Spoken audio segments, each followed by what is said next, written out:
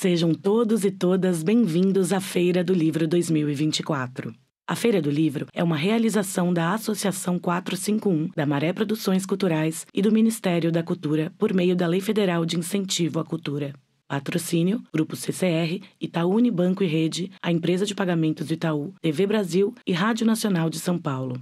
Apoio: Instituto Ibirapitanga, Enjoei, Instituto Veracruz, Companhia das Letras, MOS, Livraria Dois Pontos, Instituto Camões e Embaixada da França no Brasil.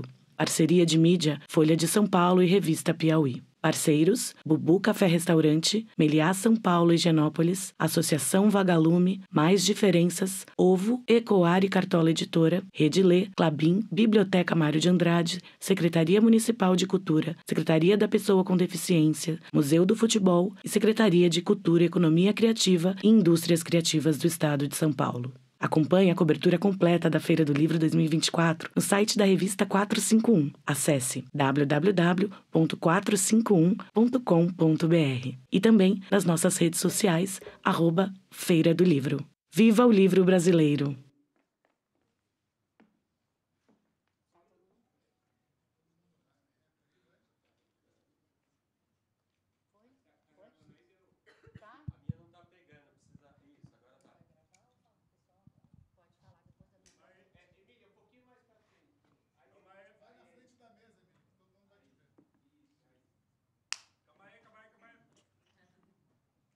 Foi?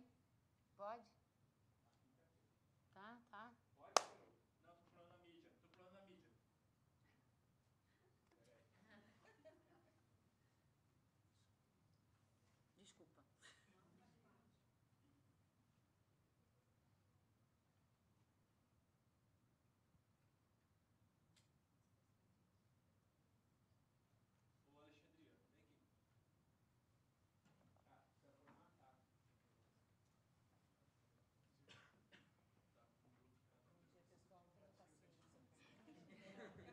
Com a gravação eu tô meio torcicolo.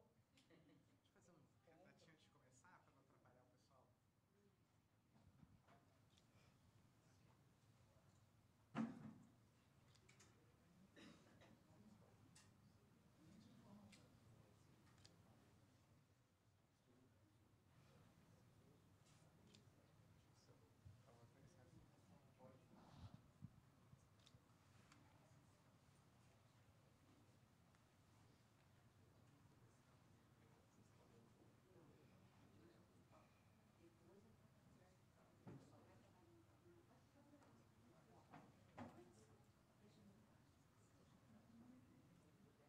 fazer um retratinho antes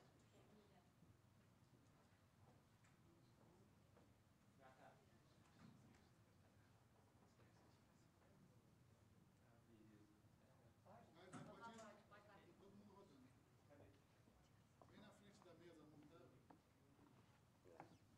Todo mundo pegando? Sim. Valeu. Bom dia, pessoal. Então, antes da gente começar de verdade, só dar uns avisos para vocês. Esse é um trilha especial, uma gravação aqui na Feira do Livro. Um prazer. Muito obrigada à organização. Ai, o microfone. Eu tô crente que eu tô no estúdio, olha isso. Eu acho que já está ligado. Tá ligado. Alô, alô. Ah, agora sim. Então, de novo, bom dia a todos e todas. Muito obrigada pela presença. Esse é um trilha especial. A gente está muito feliz de estar aqui gravando com a Nara nessa feira tão bacana. Só alguns avisos. O programa ele tem meia hora, cerca de meia hora. Então, vai ser uma gravação, vou conversar com ela. Em dado momento, vou chamar um intervalo, né? Para quem acompanha aquele quadro Dando a Letra. Não vai ter Dando a Letra? Só o intervalo. Então, só o intervalo. Vou chamar um intervalo, e aí vou conversar com ela, fazer as perguntas. Quando eu disser a senha, trilha, o caminho da literatura passa aqui na TV Brasil, terminou o programa. Aí a gente relaxa, aí a gente vai poder continuar a conversa, coisa que a gente não pode fazer no estúdio, né? E vocês vão poder fazer perguntas também, né? Vão ter pessoas aí na plateia, aí vocês anotem e tal, e a gente, no final, né, Na última parte, a gente abre para perguntas e a gente pode ter um diálogo mais bacana. Muito obrigada, Heróis da Resistência, por terem acordado nesse frio, terem vindo aqui ver a gente. É uma felicidade. Então, vamos lá.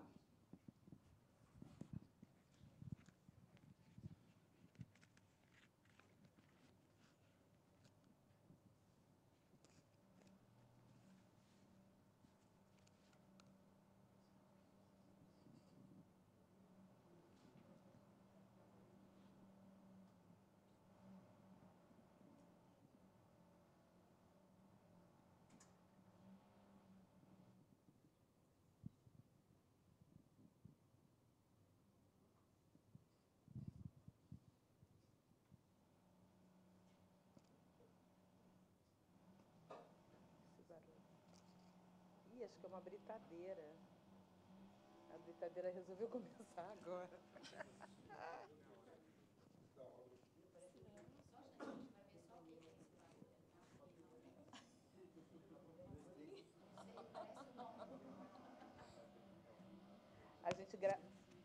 A gente grava na Bibliomaison, que é ali no Rio, e tem uma igreja em frente. Então, de vez em quando, toca o sino da igreja, tem procissão, tem o elevador.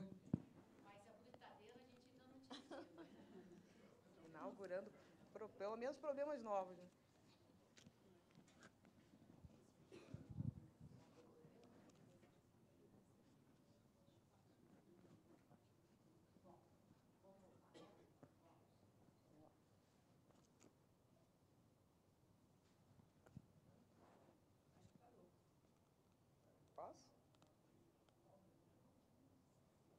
Olá, boa noite a todos e todas. Estamos aqui no Trilha de Letras. Oi? Oi. No microfone? Meu Deus.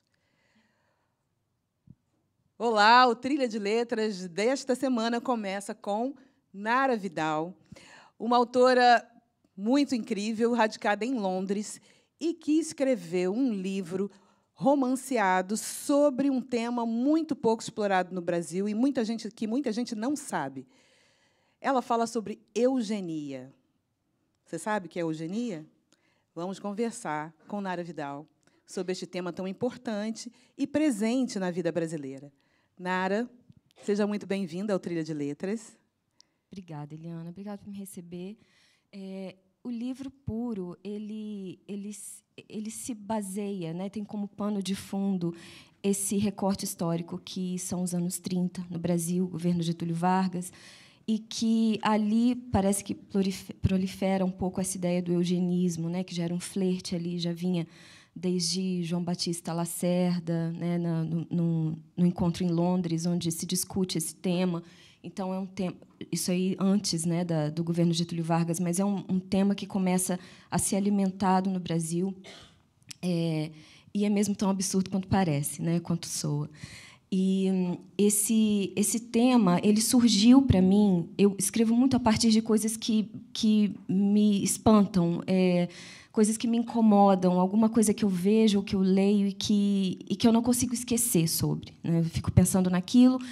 E eu acho que esse tema, primeiro, ele apareceu para mim porque eu ouvi falar sobre isso muito tardiamente, como a maioria dos brasileiros, porque eu acho uma coisa mesmo escandalosa que nas escolas a gente passe pelo tal governo de Getúlio Vargas e isso não é sequer mencionado.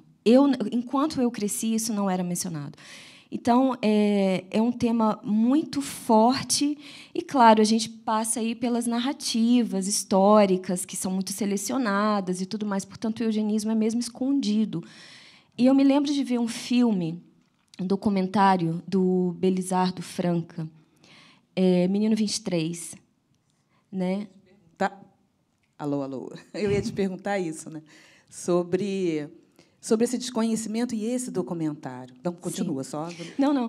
Esse documentário me emocionou muito, porque, para quem não sabe, né, só para a gente contextualizar, é um documentário que acompanha uma pesquisa histórica do Sidney Aguilar, se eu não estou errada, se não me equivoco aqui, que ele ele então vai pesquisar ele encontra numa fazenda no interior de São Paulo, que eu não me lembro o nome da cidade agora, e ele encontra vários tijolos que tem aquela coisa nazista, né?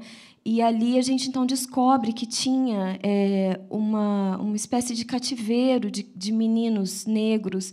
E claro, com esse símbolo nazista, a gente então pressupõe que existia ali todo um incentivo, né, a essa eugenia, a esse tipo de ideia.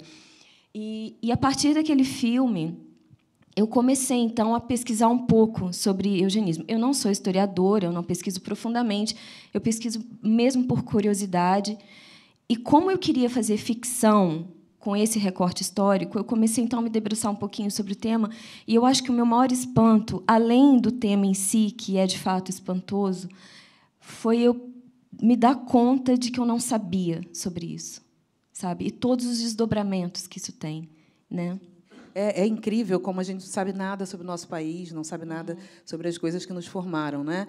Eu me lembro que eu fiquei um pouco... Eu sempre vi isso reproduzido na internet, aquele quadro, o famoso quadro do Brocos, que é A Redenção de Cã, que é uma avó negra, retinta, com uma filha já negra de pele clara, casada com um homem branco, e a avó dá graças a Deus porque o neto nasceu branco. Isso é um clássico do eugenismo e foi apresentado no Congresso das Raças, né, em Londres. Em Londres. Sim. E, segundo os cálculos, era para, em 2011, a população negra já estar extinta no Brasil. Ou seja, estamos aqui vivendo 20 anos depois da extinção das pessoas negras no Brasil, gente. Isso é muito, muito estarrecedor, né? E você é de uma cidade pequena, né? E o livro se passa numa cidade pequena. Tem algum paralelo? Sim, o livro se passa numa cidade fictícia chamada Santa Graça. O nome, claro, é muito sugestivo, né? Se Santa Graça é uma cidade como... Bom, eu sou de Minas Gerais, a cidade de onde eu venho é muito pequenininha, são 8.000 habitantes. E eu percebo, vindo de lá, depois de ter saído de lá, né, porque acho que quando a gente está lá, a gente às vezes não percebe tanto isso, mas saindo de lá, você tem é sair da ilha para ver a ilha, né? A gente começa a entender então um pouco melhor de algumas dinâmicas, alguns comportamentos. E em Minas Gerais, eu falo da minha cidade, a gente percebe muito uma dinâmica que acontece na narrativa do livro, que é o que está no subterrâneo, assim, o que não é os silêncios. Isso por si já me interessa muito na literatura, né? Eu me atraio muito pelo que as pessoas não falam, principalmente pelo que elas tentam esconder, né? Então a gente, como escritora, a gente especula sobre aquilo, a gente forma narrativas através disso. E eu acho que o silêncio, aquilo que às vezes as pessoas tentam com tanto afinco esconder, né, e que às vezes é tão evidente, isso me interessa muito, muito. Eu gosto muito de observar essas coisas assim nas pessoas. E eu acho que o Puro traz essa cidade como, né, como local ali onde tudo acontece, e pela forma narrativa isso é enaltecido, a coisa da hipocrisia, o que um pensa, o que um fala, né? Isso é bem comum dessas cidadezinhas, e também essa ambição dessa cidadezinha de Santa Graça querer ser um exemplo de eugenia no Brasil. E é um tema muito atual, né? A gente teve agora, a gente está aí com eleições na Europa, na França, a extrema-direita, né? Num crescimento vertiginoso. E a gente foi assombrado agora essa semana com aquele cartaz, aquela propaganda de Lorraine, você viu? Para que as crianças brancas tenham um futuro, né? Sim. Isso chega a ser um país que, não é, dominou tantos povos e escravizou tanta gente. Enfim, é um tema muito atual, está aí na ordem do dia. Políticas públicas, né? A gente tem um país que teve isso na Constituição. Eu acho que quase ninguém sabe isso, né? Na Constituição de 1934, Sim. A eugenia estava lá, né? Se não me engano, o texto para... Eu não me lembro de cor, mas encorajava o cidadão do bem, né, a praticar a eugenia, tá? A palavra eugenia. Então, como foi para você se deparar com essa realidade aqui tão perto da gente? 1934 foi ontem, né? Na linha da história. Sim, exatamente. Isso é muito é estarrecedor, como você diz, mas me espanta muito, sabe, essa falta de avanço nas coisas, né? Eu moro na Inglaterra e eu me lembro quando o Brexit aconteceu lá, né? É muito interessante a gente notar, identificar, as narrativas são sempre as mesmas da extrema-direita, né, que são narrativas muito frequentemente racistas, né, e preconceituosas. Então, é muito interessante a gente notar, né, que a gente tem um pensamento democrático, enfim, humanista, e você nota esse tipo de volta, né? Mas eu, às vezes, penso que não é volta, eu acho que a história é cíclica mesmo. Então, e isso faz com que a gente precise estar sempre muito atento, né? E as lutas nunca estão ganhas, as batalhas nunca estão ganhas. A gente precisa estar sempre consciente disso, né, para protestar e, enfim. E o Brexit, eu me lembro que era muito pautado nessa questão da imigração, que, por consequência, fala sobre pessoas negras ou pessoas asiáticas. Enfim, era uma mistura muito perigosa, né, de um suposto... como é que eu posso dizer? Um suposto... esquecendo a palavra... perigo, né, para a sociedade a presença dessas pessoas. Então, aliás, o tema puro, essa palavra, né, eu brinco muito com isso, porque essa ideia de pureza ela não é necessariamente boa, né? A pureza ela exclui, né? Então, quando a gente pensa em miscigenação... A pureza não existe, né? Então, é isso. Então, quando eu vejo a riqueza dos vários, né? Então, uma coisa única, ela é muito empobrecida. Se você for pensar uma coisa pura, né? O que é aquilo? É muito absoluto, né? Uma coisa única. Então, essa questão da miscigenação, eu acho que tudo isso, Eliana, é muito consequência de uma narrativa que a gente esteve acostumado, não estamos mais, ainda bem, né? Protestamos, mas é uma narrativa que a gente esteve muito acostumado a ouvir da história, né? A história tem essa responsabilidade, esse poder, né? Nós nos informamos sobre o nosso país através dessa narrativa completamente louca, né? Assim, é muito estranho, é muito triste pensar nisso.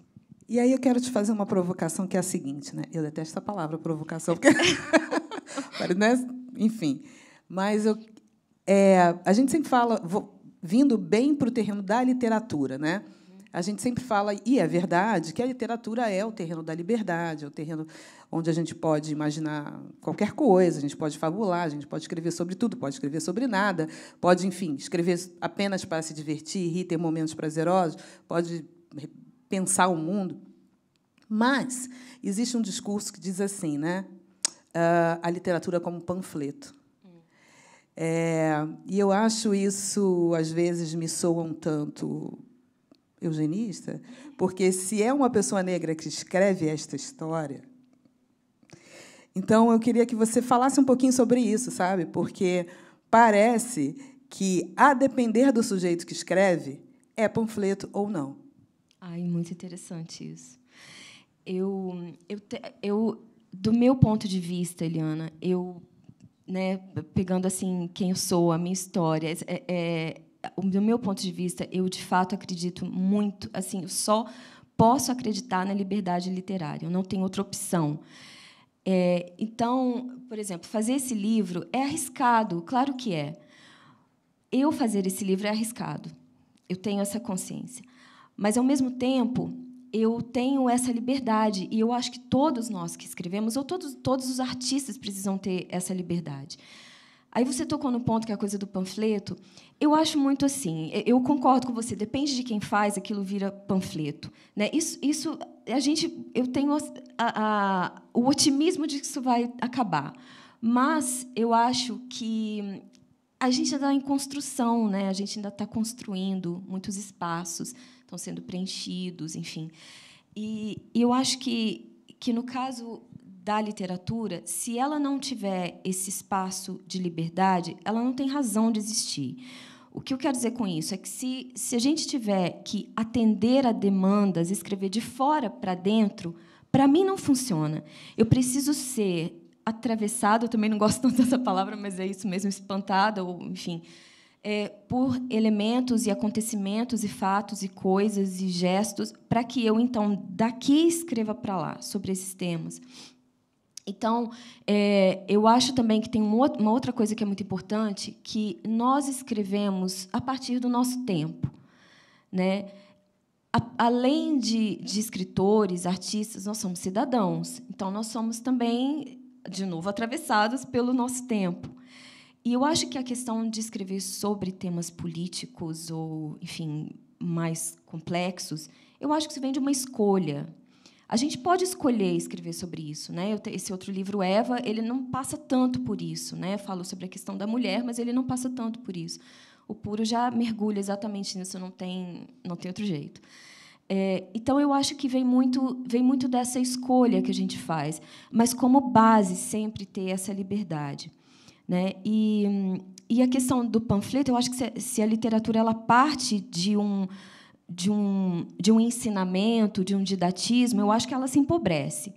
Eu acho que ela existe para, precisamente, tirar a gente do eixo, desnortear, fazer a gente questionar, incomodar, perturbar, sabe? Deixar a gente sem sono. E eu acho que isso acontece através das perguntas e não das respostas. Portanto, se uma literatura nos responde coisas, eu acho que ela se empobrece. Eu acho que ela tem que deixar a gente se perguntando sempre. Maravilhoso. Vamos voltar daqui a pouco para falar sobre Shakespeare, sobre forma e conteúdo, mas antes a gente vai dar uma pausa com o nosso trilha especial aqui na Feira do Livro.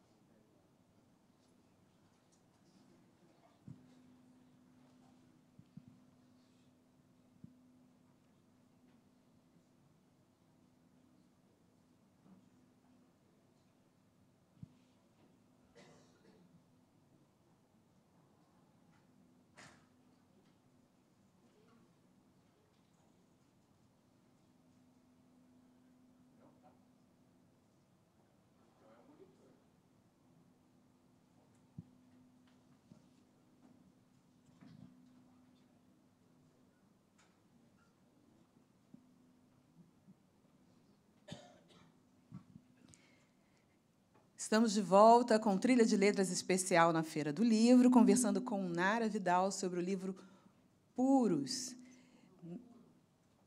Puro, não tem, é um só, já é muita coisa, né? Pelo amor de Deus. Olha eu. Mas é muita gente. Estamos de volta com Trilha de Letras especial aqui na Feira do Livro, conversando com Nara Vidal sobre o livro Puro. Nara, você é especialista em Shakespeare. E aonde é que está Shakespeare aqui no Puro, na tua obra? Tem um pouco de Lady Macbeth ali, eu vi alguma coisa assim, né? O que você acha? Bom, é muito generoso dessa parte falar que eu sou especialista em Shakespeare, porque eu não sou. Eu me interesso, eu sou uma apaixonada, eu leio muito por conta própria, eu não estudo assim, academicamente, mas eu me interesso muito há muito tempo. Eu acho que tem alguns elementos, sim, mas isso é muito engraçado. De novo, eles não era uma coisa consciente, mas talvez olhando agora, né, de volta para o livro, eu consigo identificar. Eu acho que o mais nítido de todos são as três velhas do casarão, que são umas três bruxas, talvez, do Macbeth. Então, sim, talvez tenha esse elemento, né? E me escapa alguma coisa ou outra agora, mas eu tenho certeza que pode ter, sim, alguma influência, né, nisso. É um livro muito sombrio também, né? Quando eu penso nessa história, eu penso ela sempre ou preto e branca, ou meio velada, né? Uma coisa. Então, é um pouco também como essa atmosfera assim do Macbeth, talvez. Não tem nada a ver com Macbeth, mas talvez tenha esses elementos, sim. Sim, como a gente escreve a partir da gente, né? Tudo isso. que forma a gente acaba, de alguma forma, transpirando para a obra. Eu queria falar contigo sobre o formato, né? Sobre a forma, o que as personagens falam, o que elas deixam de falar, o que elas estão pensando, o que não é dito. Como é que foi? Tem uma hora que você acha até que está lendo uma obra de teatro, né? Sim. Como é que foi a escolha desse formato? Foi acidental, por incrível que pareça. Eu não imaginava escrever o livro com essa forma, que, no final das contas, funcionou para mim.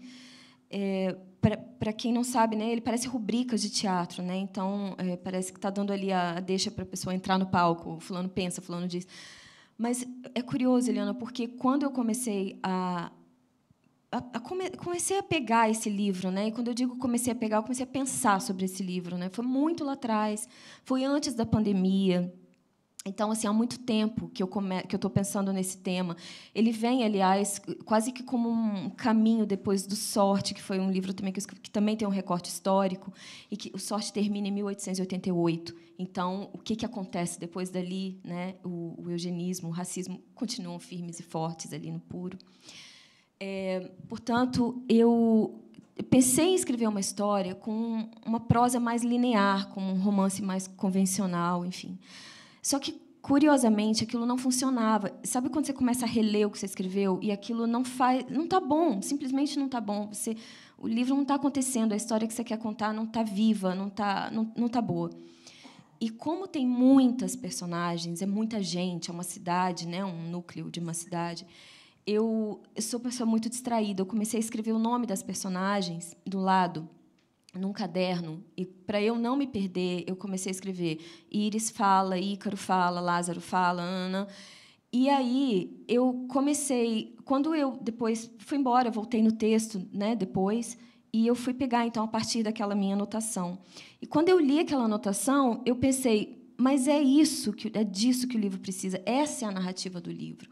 As pessoas vão pensar, e as pessoas vão falar, e as pessoas vão gritar, e as pessoas vão se silenciar, e vai ser assim, o verbo que vai dar conta de narrar isso aqui. Não vai ter um narrador óbvio, né? Então, isso foi um acidente de percurso mesmo, mas que, a partir dali, para mim, o livro se abriu. A história, então, ela começou a fazer sentido para que eu escrevesse.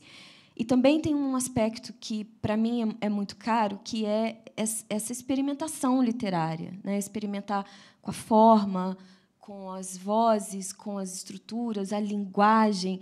Eu curto muito fazer isso, né? Às vezes, porque a gente às vezes fala muito do tema, que, claro, é importante, afinal de contas, estou contando uma história.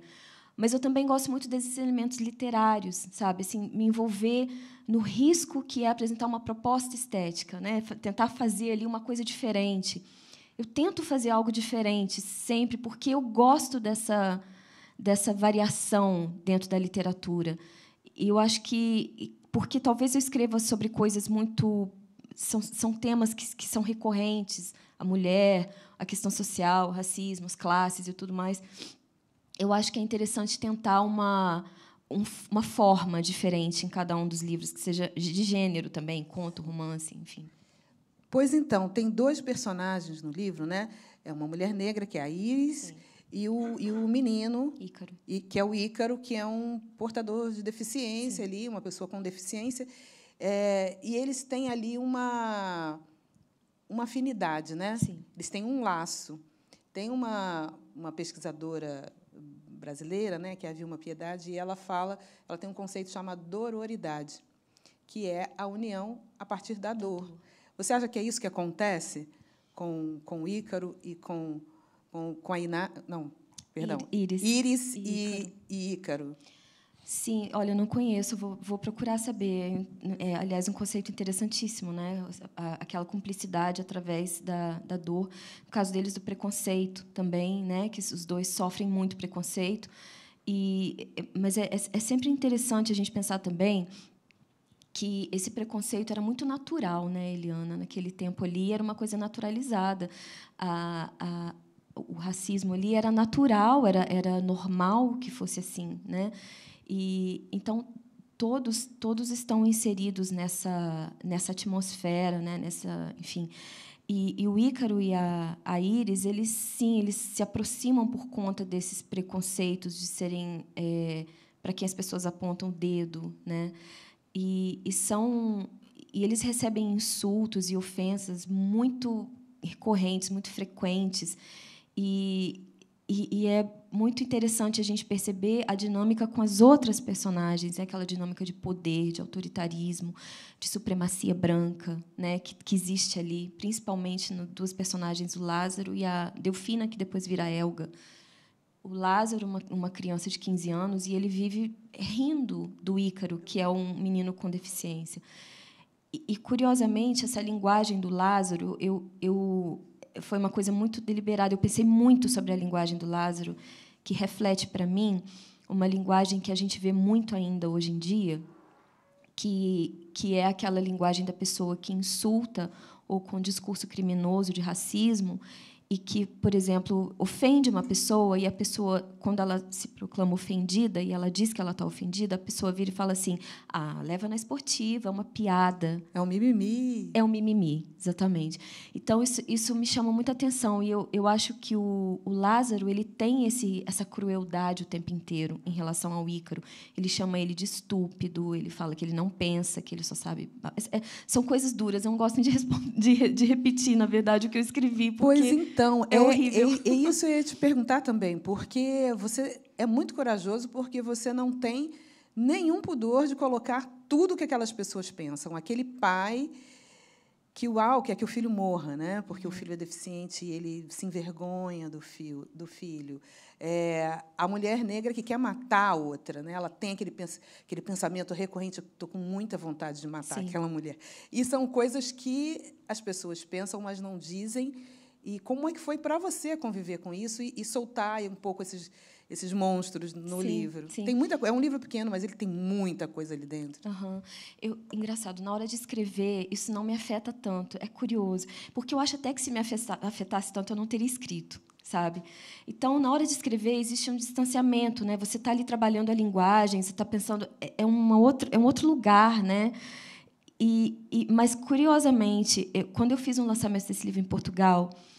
Ele tem uma edição portuguesa. Uma amiga minha, que é atriz, ela fez uma apresentação do livro e ela fez uma leitura de alguns trechos. Eu me emocionei muito, Eliana, porque são palavras muito duras, né? São o que as pessoas falam para Íris, principalmente o Lázaro, né? Ele brinca muito né? Fala essas coisas com ela, né? Ofende, insulta. E ela lia alguns trechos e eu ficava ali pensando: meu Deus, será que eu escrevi isso mesmo? É uma coisa muito difícil de ouvir, né? Então eu fico sempre pensando. Eu agora começo a ter algum retorno dos leitores, o que é muito interessante, ver como que as pessoas leem esse texto, né? E tem sido incrível, porque, apesar de ser muito duro, sombrio, indigesto mesmo em alguns momentos, e quase impossível de continuar a leitura, eles continuam a leitura, né? Então, eu acho muito interessante, porque eu acho também que passa por um ponto que é esse interesse que nós temos em saber de elementos da nossa história, ainda que não seja um livro histórico, ele tem apenas um recorte. É importante dizer isso, porque, quer dizer, não dá para ter referências precisas, né, da história nesse livro, mas ele tem esses elementos. Então, apesar de ter esse distanciamento na hora de criar o texto, quando eu escuto ou quando alguém lê trechos, eu me espanto ainda. É esquisitíssimo. Não é um livro histórico, mas você abre a primeira página do livro, você tem Sim. a bula papal, que permite que os povos sejam explorados e subjugados e escravizados, e, enfim. Sim. Portugal e Espanha poderiam fazer tudo com aqueles povos, uma bula de 1425. Depois você vem com a ideia do Deus, Pátria, Família. Sim. Depois você vem com a ideia da Frente Negra Brasileira, Deus, Pátria, Raça e Família. Você vai fazendo meio que uma cronologia de uma evolução de uma ideia ali, né? Com aquelas frases curtas. Sim. Então, é uma página, mas ali tem toda uma história de meio milênio. Sim, é quase um preparo, né, para o leitor, tipo, que você vai encontrar a partir de agora, né? Eu fiz isso no Sorte também, que eu acho que também é importante a gente situar o leitor preparar para o que está por vir, né? No Sorte também teve eram escrituras de compra e venda de mulheres escravizadas, e é muito chocante ver aqueles documentos, né, que as pessoas vendidas, descritas como mercadorias, e eu falo sobre essas mulheres. Aliás, eu dedico o livro a Francisca e a Carolina, que são essas duas mulheres, então traz é como se fosse preparar, né, situar também o leitor historicamente ali, que período a gente vai entrar, mas também a coisa do Deus, Pátria e Família, que é tão presente. Estamos vivendo isso agora, né? Agora. Muito agora. Sim. E, por falar no muito agora, o que te interessa, para além do puro, investigar agora?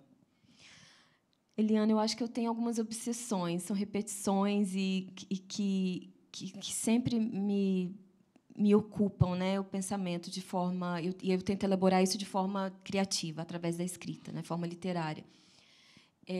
Eu me interesso muito pela questão da mulher, principalmente, especificamente, o corpo dessa mulher. De novo, agora tivemos ali, né, o projeto de lei que discutimos, né, que discutiram, ou seja, são tentativas de lei para governar o nosso próprio corpo, né? Isso ainda existe no Brasil.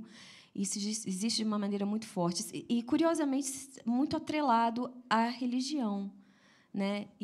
Porque está atrelado à ideia de vida, né? O que é a vida? Quando começa a vida? Isso esbarra direto com a religião. Exatamente. Uau, aí é uma loucura. E essa questão desse corpo da mulher que é tão submisso a essas questões, né, que as pessoas acham que podem governar e regular, isso me interessa muitíssimo, principalmente com essa associação religiosa, né? Quando eu digo religiosa, eu estou fazendo um foco aqui no catolicismo, né? Eu estou deixando de fora todo o resto, muitas coisas, porque é o que eu mais conheci, né, crescendo numa família que tinha uma parte católica.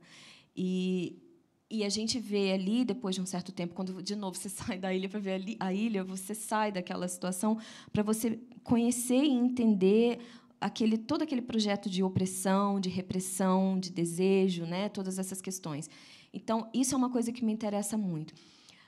Mas me interessa muito também, de certa forma, eu não sei bem ainda, é uma coisa que está aqui na minha cabeça ainda muito no início, mas continuar Sorte, o Puro e uma outra coisa que ainda vai acontecer, que eu não sei o quê, mas trazer isso para são recortes de tempo, então, século XIX, década de 30 e talvez um agora. Não sei, mas são coisas que me interessam muito. Extermínio, né, dessas crianças negras em comunidades do Rio de Janeiro, que a gente vê sempre. Isso é uma forma de eugenia, é uma coisa que me interessa muito. Me interessa profundamente. Sim, considerando que a ideia de eugenia, de alguma forma, moldou, né, deu forma à nossa democracia racial, né, porque a ideia era miscigenar ao máximo para que aqueles traços fossem eliminados no futuro. 2011, a gente está em 2024. Já passou. Olha eu aqui, né? E aí, mas, ao mesmo tempo, no teu livro, né, vamos imaginar que isso desse certo, eu tenho uma dúvida, que é o seguinte: esse projeto deu errado ou ele foi apenas adiado? Nossa, Eliana, essa sua pergunta... É uma pergunta cruel, mas é uma pergunta que a gente tem que se fazer. Ele deu errado ou ele foi apenas adiado? Porque o que a gente vê é uma insistência. Sim. E uma insistência de uma sociedade que não quer ver, né? Você tem lá aquele núcleo duro do pessoal que é isso mesmo, não tem vergonha de ir para a internet falar coisas assim, né, eugênicas. Sim. Mas a gente tem um outro lado também, que são as pessoas legais, né, como dizia o Luther King, né, eu tenho medo do silêncio dos bons. O silêncio dos bons também não quer aprender sobre isso, não quer ver. Então, teremos um futuro eugênico? Eu acho que tem duas questões aí muito interessantes e muito importantes a gente pensar, que uma delas é aquela história, né, do ciclo da história, né, a história cíclica. Então, essas coisas, esses movimentos vêm e eles adormecem, eles voltam muito vivos e eles adormecem. Eu acho que eles não são extintos, eles simplesmente adormecem. Por exemplo, agora com a extrema-direita em rápida ascensão por todo o mundo, fica muito evidente esse projeto de volta, né? E é quando a gente precisa acordar mesmo e falar sobre essa questão, e é importantíssimo. Uma outra questão que é, na verdade, bastante polêmica, mas que eu acho que a gente precisa botar esse dedo aqui, que é, no Brasil, a gente precisa reconhecer... Eu venho de uma educação da ditadura, né? Eu fui educada ali nos anos... Né, eu nasci em 74, então, toda a minha formação ali durante a ditadura. A educação que nós tivemos no Brasil, ela é racista. A gente não tem como discutir isso, né? Não tem como debater isso. Ela foi uma educação racista, e então isso forma cidadãos racistas. E o que eu quero dizer com isso? A gente precisa reconhecer esse equívoco para que haja um avanço. Porque, se a gente falar assim, não, eu não sou e tenho até amigos, sabe aquela velha... Né? Eu acho que a gente cai no erro de não compreender o equívoco, olhar para o equívoco para, então, compreender como avançar, sabe? Então, a gente partir de um ponto de que... Porque o que acontece? Quando eu digo que todos nós tivemos uma educação racista, é porque, crucialmente, não havia nenhuma ação antirracista. E essa ideia de antirracismo é o pulo do gato, é o que vai fazer a gente avançar. Não é dizer que eu não sou racista. Não, a pessoa precisa ser anti, ela precisa combater uma coisa. Mas, para ela combater, aquilo tem que existir. Para existir, ele tem que ser reconhecido, proclamado, identificado. Então, o equívoco precisa ser identificado para que a gente ande. A gente tem que responder a pergunta no espelho, né? Onde mora o racista dentro de mim? Uhum. Bom, e com esta pergunta, terminamos mais um Trilha de Letras, dessa vez especial, aqui na Feira do Livro. Agradeço muito a Nara Vidal por ter estado conosco com um tema tão duro, tão difícil. Mas pensem, leiam. Estamos aqui na semana que vem. Nunca esqueça, Trilha, o caminho da literatura passa aqui, na TV Brasil.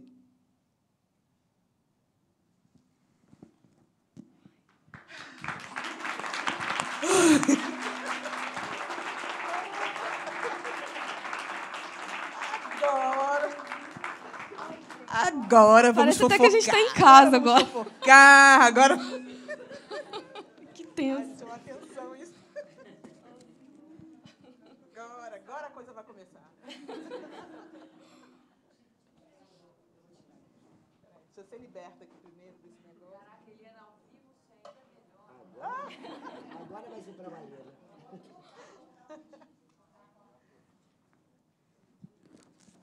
Olha isso aqui, ó. Isso aqui, ó.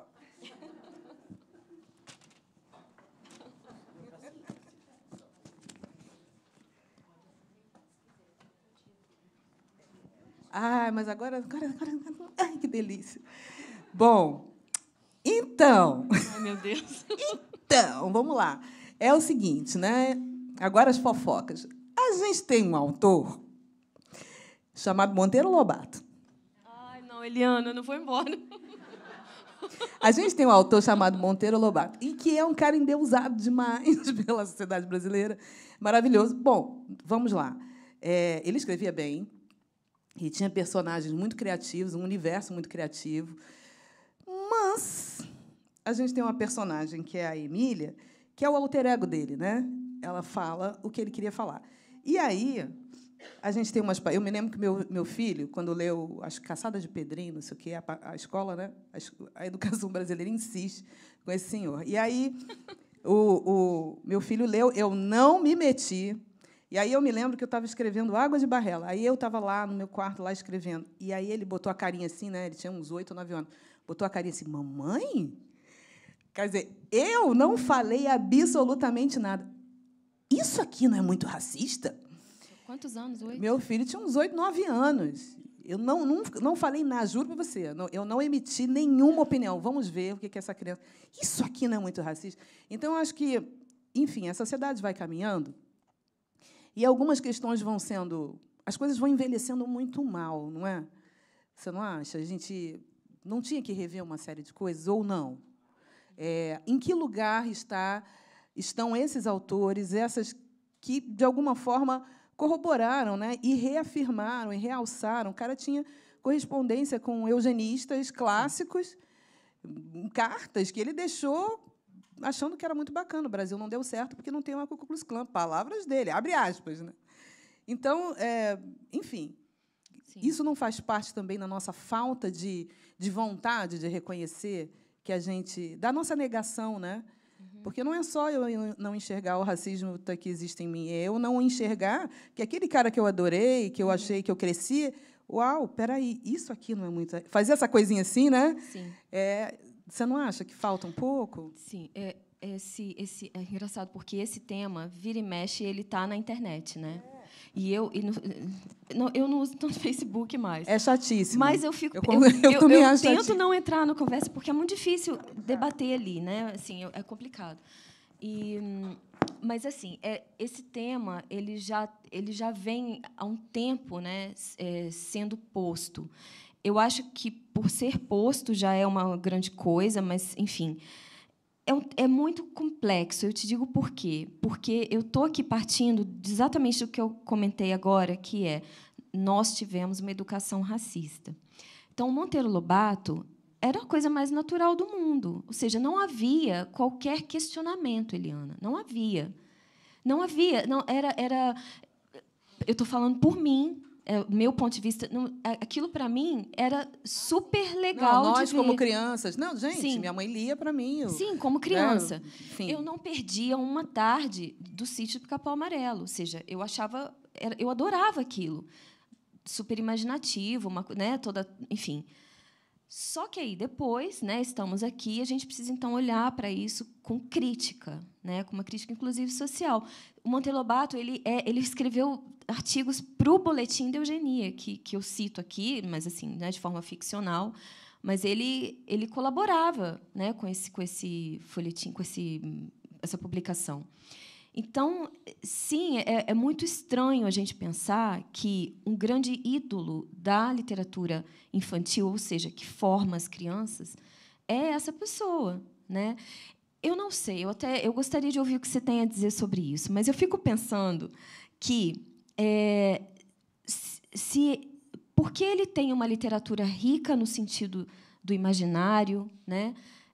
Claro, a gente pensa como ele se referia a tia Anastácia. Aqui é espantoso, né? Aquilo ali. Seria o caso do Monteiro Lobato ser excluído das escolas, ou seria o caso do Monteiro Lobato ter uma leitura guiada, sensível, a partir do professor? Porque simplesmente ler o Monteiro Lobato sem essa orientação, eu acho um pouco perigoso hoje em dia. Então, bom, a mesa não é sobre ele, né? Mas a gente está falando sobre eugenia, e eu acho importante esse tema, porque, sei lá, eu acho que se de 10 escolas brasileiras, 7, a sala de leitura se chama Sala de Leitura Monteiro Lobato. Uhum. Então, é uma pessoa que a gente precisa pensar sobre ela, né? E, nesse tema eugenia, veja bem, eu não tenho muito distanciamento para falar sobre ele, porque sim, eu sou uma pessoa negra, sim, que sofria na escola todos os estereótipos dos colegas, as piadas do que chamam de bullying, que, na verdade, é racismo, né? Uhum. Não só com ele, com outros autores também que retrataram pessoas negras de uma forma muito estereotipada. Então, a gente é o menino marrom, a gente é a boneca de piche, a gente sabe? Então, isso, a gente cresce com esse lugar de não existência. Eu não sou Eliana, eu sou a personagem preta da vez. O menino não é o João, o Pedro, o Marcos. O menino é o Pelé, né? Então, a gente, na verdade, absorve a identidade do personagem da vez. E isso é muito característico e é muito sofrido para as crianças negras. Se você perguntar a minha opinião, eu acho que tem um monte de gente muito incrível escrevendo literatura infantil e está na hora de da fila andar, né? Certo. Eu acho, né? Eu acho que está na hora da fila andar. Uhum. Mas eu acho que no âmbito do estudo literário, ok, vamos estudar, não se trata de banir o autor, né? mas contextualizá-lo, né? Sim. E ter uma mediação, já que se vai ler para uma criança, pelo menos tenha uma mediação de leitura razoável, né? E é o que a gente. Mas como formar esse professor, gente? Como formar esse professor? É difícil, né? Então, assim, a gente está sempre correndo atrás do próprio rabo. Mas eu acho que falar sobre isso é um ponto de partida, né? Levar essas questões assim para reflexão, para o debate, né? Porque também pode haver o perigo de não se debater sobre temas e a gente também não avançar. É importante a troca para a gente poder entender o que pode funcionar numa escola pública, num projeto de formação do cidadão brasileiro. E essa atenção ela é muito importante nesse momento. A gente tem o tempo inteiro ameaças, né, de silenciamento de certos grupos, vindos de autoridades, de escolas, né, de pessoas que tomam decisões educativas. É muito importante que a gente esteja atento a isso. Quantos livros não foram censurados agora? Né, o tempo inteiro isso está acontecendo. Gente, olha aí, prepara as perguntas aí, hein? Porque tem no Puro tem a personagem, né, que é a Iris. Ela tem a coisa de lavar a mão, de estar sempre essa coisa da higiene, né? Ela que se lava e não deixa de ser preta, né? Como se a negritude tivesse atrelado à sujeira. E essa imagem, esse imaginário formado de um ódio ao espelho, né? A gente, você acha que isso forjou de alguma forma o auto-ódio, né? A gente tem aí gerações que cresceram ouvindo isso, né? E é difícil não internalizar. Sim. É engraçado porque, enquanto você estava falando, eu estava pensando assim que são só duas personagens no livro que eu aponto que são loiras de olhos azuis e pele muito branca, que é a Helga, a Delfina e o Lázaro. Os outros, eu não sei como são. Pode ser que não sejam brancos, né? Mas pode ser que não sejam negros. Então, é curioso pensar nisso, né? Como é que essa raiva... Eu lembrei agora da coisa do lavar a mão, pensei na Lady Macbeth também. Tá vendo? Da mão, é verdade. Falei que tinha Macbeth ali. Mas eu acho que isso também vem de daquelas coisas cruéis, né? Dessa naturalização do discurso, principalmente racista, que é a coisa da coisa preta ser suja, né? E o branco ser puro. Por isso também essa crítica em relação ao puro, que na verdade é pobre, empobrece, porque ele exclui todo o resto, né? Então é uma coisa empobrecida, porque é uma coisa só. E eu acho que essa ideia da pessoa que o livro, né, comenta e fala sobre, que essa coisa da Iris que lava a mão, é o Lázaro que diz muito isso, né? A Iris lava a mão e continua preta e suja. Entrou na fila da história de Deus, né? Entrou na fila e aí só conseguiu a palma da mão e a sola do pé. Ele, ao invés disso, ele se banhou no Lago da Pureza, né? É o que ele diz. Eliana, eu já ouvi essas coisas quando criança. Isso eram coisas que a gente escutava nessa educação normal, né? Que eu chamo de normal. Se você ouviu, meu bem, imagina eu. Uhum. Eu tinha uma colega que me chamava de mulher cocô. Ela me chamava de mulher cocô. E aí, essa mulher cocô, né? Eu acho que a gente vai crescendo com esse imaginário. Quando você traz esse tema, é espantoso. Você fala assim, eu não sou historiadora, não é um livro de história. Mas é um livro da nossa história, né? Porque é muito incrível que, em São Paulo, as pessoas não saibam o que foi o movimento integralista. O que é você vestir uma camisa verde e beber um copo de leite puro, num copo transparente, na mídia. É incrível. Eu acho isso incrível. Isso é uma falha da educação muito grave, né? Que as pessoas não saibam aonde elas vivem e o que, na verdade, aquilo é, né? E o que isso traz de eco para a vida das pessoas. Você acha que a literatura, enfim, tem algum papel nisso, nesse cenário? Engraçado, você me fez lembrar aquele... naquele desgoverno que a gente teve há pouco tempo. Eu não consigo falar o nome dele, desculpa, não consigo nem falar aquele nome.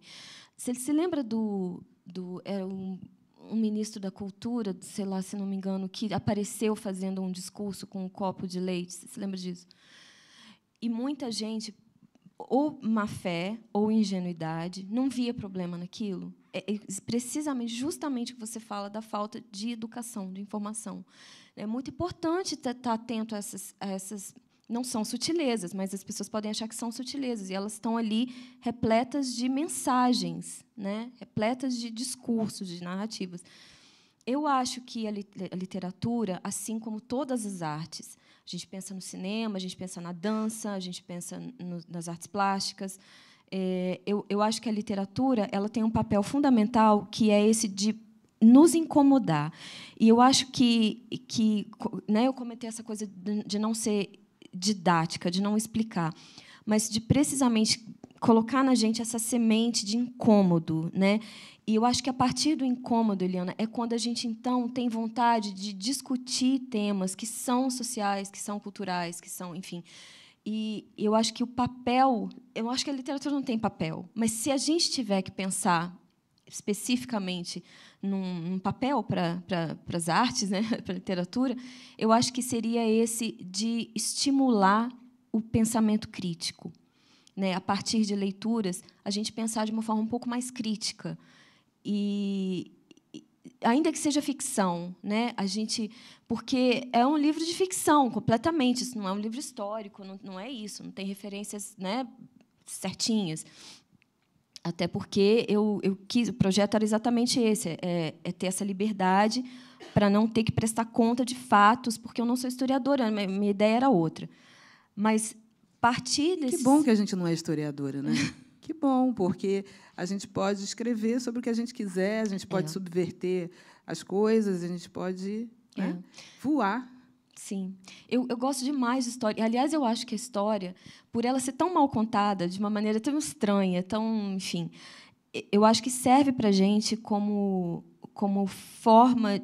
A literatura, a ficção, acabam sendo formas de até refazer essa história até certo ponto, sabe? De ter outras narrativas que não são oficiais, são só literatura, só ficção, ou seja, que são formas de incomodar mesmo, né, de fazer as pessoas pensarem sobre essas coisas, né? Por exemplo, tem aqui um caso da Iris nesse livro, que é a esterilização das mulheres, né? Isso aconteceu mesmo no Brasil. Sim, eu escrevi um artigo no Intercept sobre a esterilização forçada das mulheres nos anos 80, início dos anos 80. E aí é que vem, né? A gente tem uma militância. A Jurema Werneck, acho que Luísa Barrios, tem várias pessoas que faziam parte da CPI da esterilização. Eu li a CPI da esterilização. E é absolutamente absurdo, né? Como as mulheres eram esterilizadas compulsoriamente. Programas para isso, para esterilização das mulheres e vasectomia dos homens no interior. É assim, uau! Sim, é assustador mesmo. É muito assustador. Por isso que eu te pergunto, né? É um projeto eugenista em curso, e vai e volta, e vai e volta. Sim, e por isso essa consciência que um cidadão precisa ter disso exatamente, né?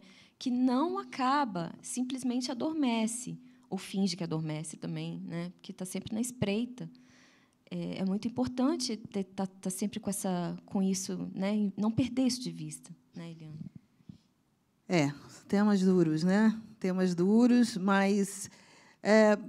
enfim, eu acho que eu fico sempre olhando. Eu não sei se você tem filhos, né? Eu tenho 2. Então, nós temos filhos e eu fico sempre me controlando também para não tirar o chão dessas crianças, né? Desses jovens. Não é aquele otimismo bobo de o futuro, não é isso, mas alguma fagulha de vida precisa existir, né? De que a gente está subvertendo, que a gente está de alguma forma ali. Eu acho que a resistência é um lugar muito cruel, né? Porque você está sempre ali, você não avança, você está sempre resistindo, você não sai. Quem resiste não sai do lugar, porque você está sempre ali, né? Tentando respirar, enquanto você quer andar livremente, quer correr, quer ir para outros lugares, né? Essa liberdade. a gente falou vou tentar resumir o que eu quero, né? A gente falou do Monteiro Lobato e desses autores que... Mas você não acha que o nosso... E é uma coisa muito do nosso tempo, né? Dos artistas do século XX, de outras épocas. Essa coerência, ela não é um peso também, essa exigência, né? A gente precisa, na verdade, a nossa obra ela é analisada à luz de quem somos, porque está todo mundo muito exposto. Sim. Isso também não pode ser uma armadilha?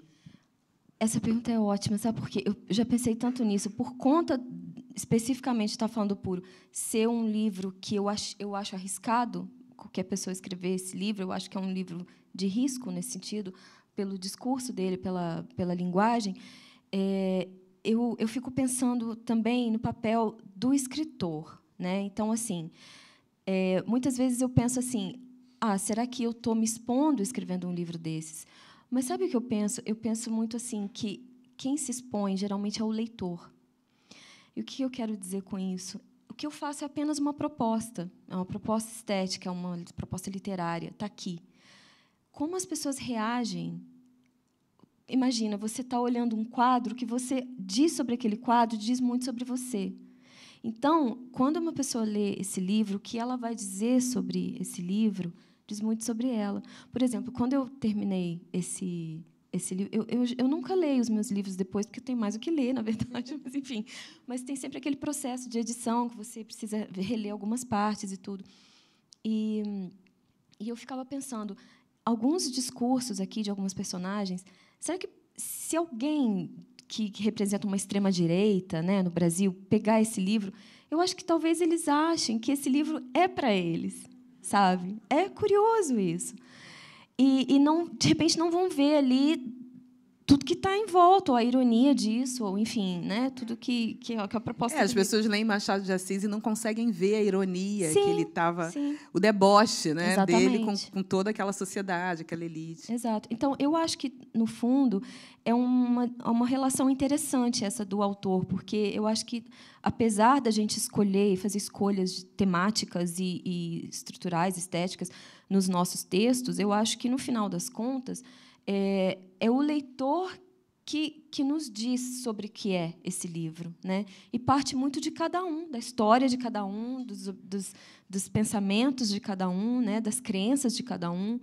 E isso eu acho muito interessante, né? É um único texto e como ele vai ser lido por tantas pessoas ou por várias pessoas, né? Eu acho que a exposição vem mesmo do leitor. É curioso isso. Pessoal, me dê noção do tempo aí. Acho que eu vou abrir para perguntas. Já tem ali um monte. Tá. Vai escrever, né? Enquanto isso, a gente vai continuar aqui na fofoca. Então, para agilizar, de repente, não era melhor que falar, né? Se vocês se comprometerem a não fazer uma palestra em cada pergunta, vou fazer uma provocação e fala meia hora, a gente, talvez, falando, fique mais rápido, né? Vamos fazer esse pacto.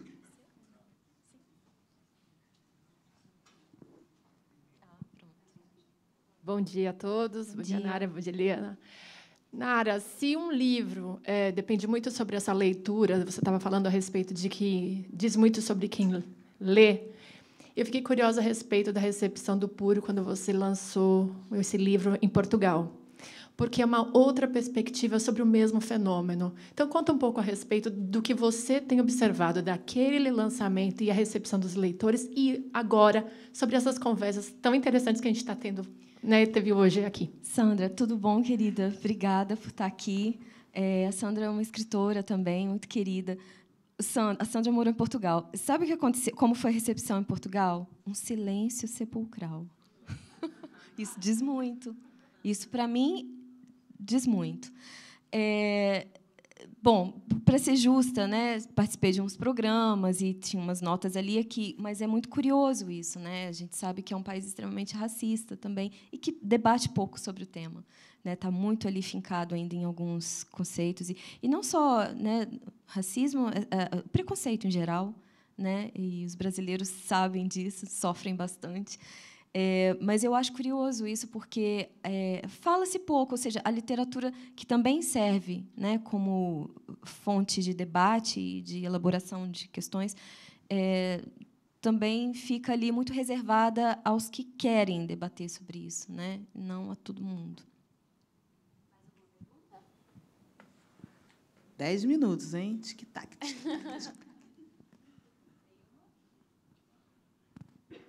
Todo mundo com medo de perguntar. Gente, leia o livro, hein? É babado. A Emília.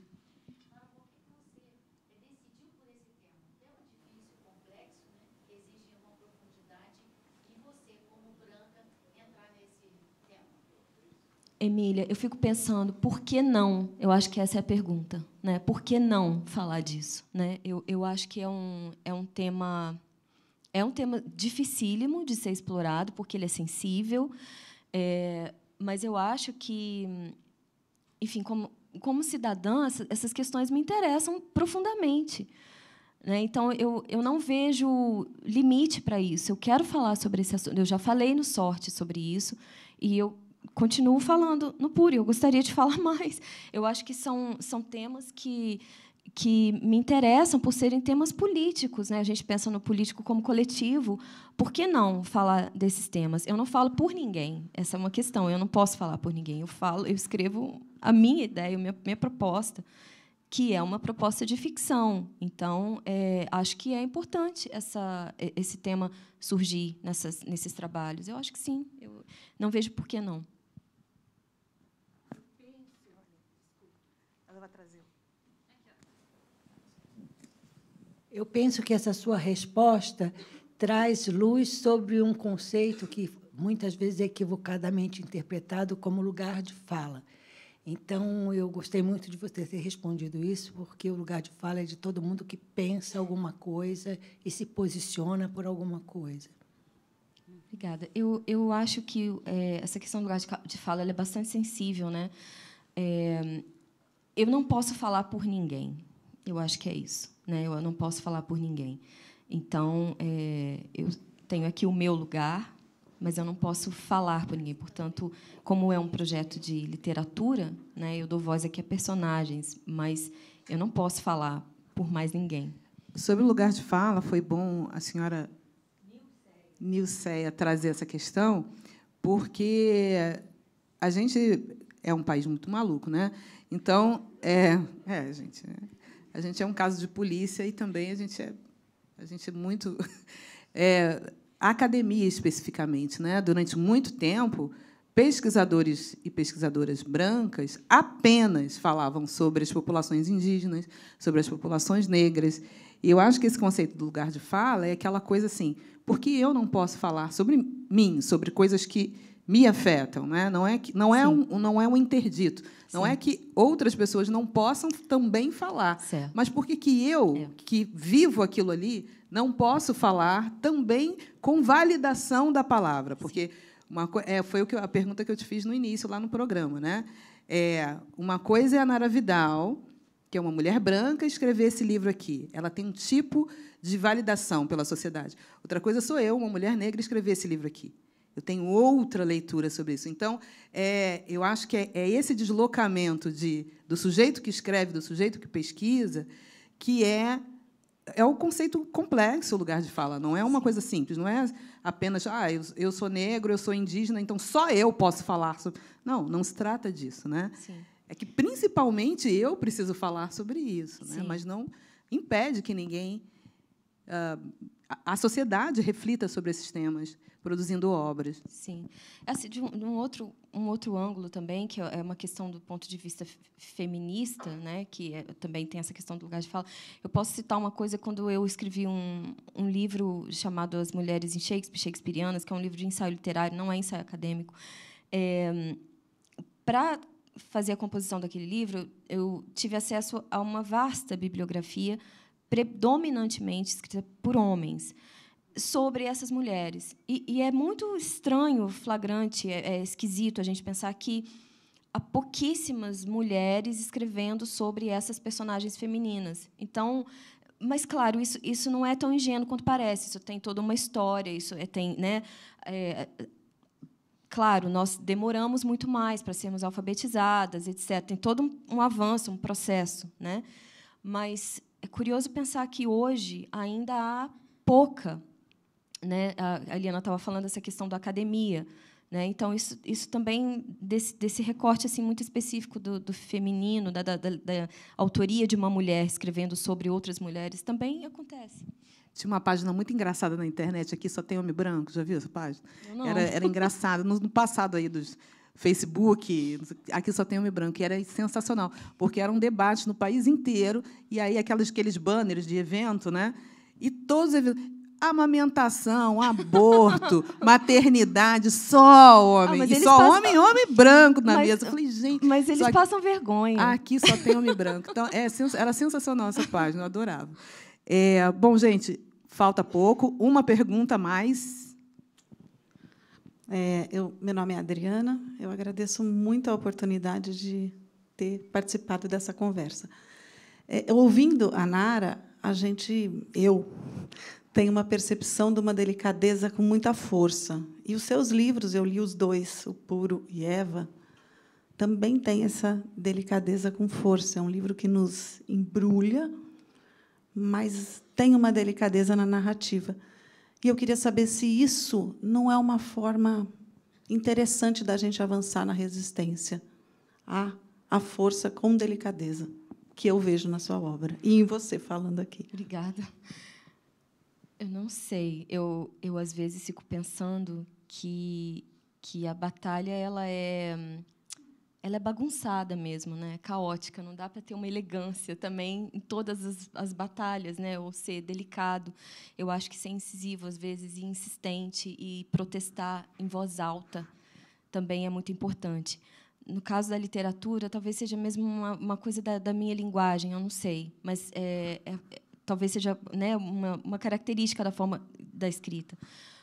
Mas eu acho que nas questões políticas, né, as nossas questões, eu acho que ainda não é tempo de ser delicado, sabe? Eu acho que ainda não. Pessoal, chegamos ao fim. E aí vocês fazem o quê? Muito obrigada, Nara. Obrigada, Eliana. Foi um prazer recebê-la. Obrigada mesmo. Obrigada a vocês pela participação.